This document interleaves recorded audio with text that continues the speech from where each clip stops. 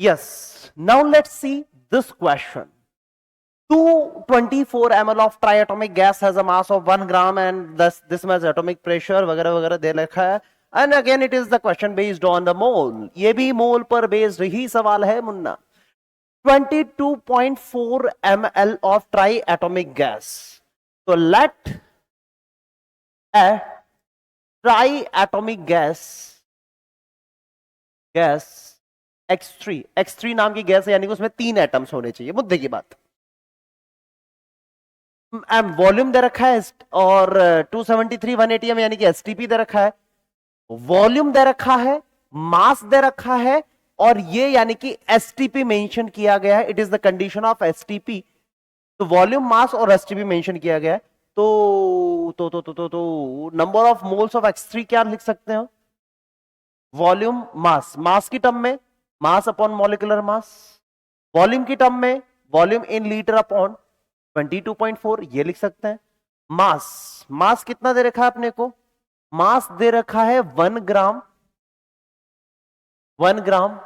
Molecular mass कितना दे रखा है? मॉलिक्यूलर मास पता करना है, नहीं पता. मॉलिक्यूलर मास कितना होगा? एक में 3 एटम है तो 3 into atomic mass of X, ऐसा लिख दो चलेगा. Is equal to volume in litre. Volume is 224 ml. 224 ml. ml को लीटर में यानी कि 10 की पावर -3 डिवाइड बाई 22.4. तो यहां से अपने को क्या निकालना है?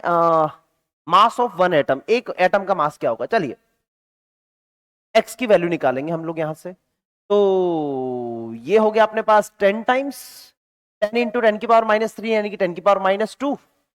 तो 1 upon 3x is equal to 10 की पावर -2. क्रॉस मल्टीप्लाई कर देते हैं. नीचे 10 की पावर -2 को लेकर आ जाते हैं. -2 इज और 3 तो नीचे है ही. x को उधर लेके चले जाते हैं. यानी कि atomic mass of x is 1/3 यानी कि 100/3 लिख सकता हूं. 10 की पावर -2 ऊपर गया तो 100/3. ये मास किस में आएगा? तो AMU में आएगा. इतना x का एटॉमिक मास है. एक एटम का मास 100/3 AMU होता है. AMU का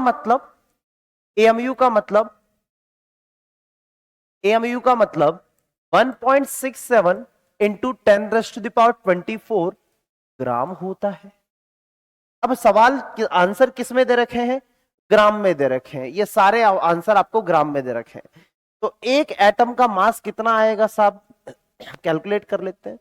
3 पंजे 15, लगभग 5 से स्टार्ट होने वाला नंबर, 5 के आसपास स्टार्ट होने वाला नंबर एकमात्र है. तो ये वैल्यू आएगी 5.54 इंटू 10⁻23. इसको अगर आप लोग कैलकुलेट करोगे 10⁻23, 10 की पावर 23 यानी कि आंसर होगा अपने पास डी ऑप्शन. ऑलराइट.